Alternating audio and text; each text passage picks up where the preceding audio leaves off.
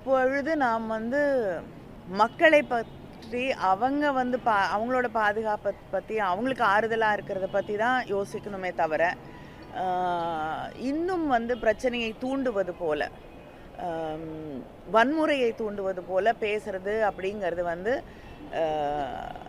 நிச்சயமாக உச்சக்கட்ட பொறுப்பின்மை அப்படின்னு தான் நான் சொல்ல முடியும்.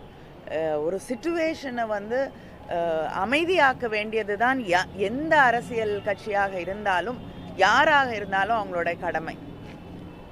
வேற எந்த இடத்துலையுமே வன்முறையை தூண்டக்கூடிய வகையில்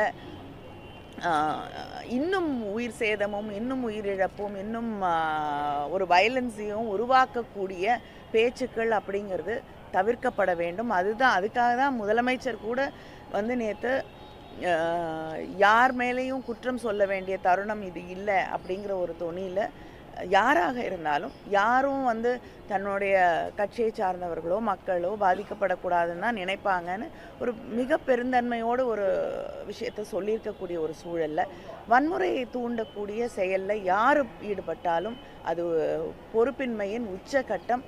மக்களை பற்றி கவலை இல்லை, எப்படியும் அரசியல் ஆதாயம் தேட வேண்டும் நினைக்கிறது மிக தவறான முன்னுதாரணம்.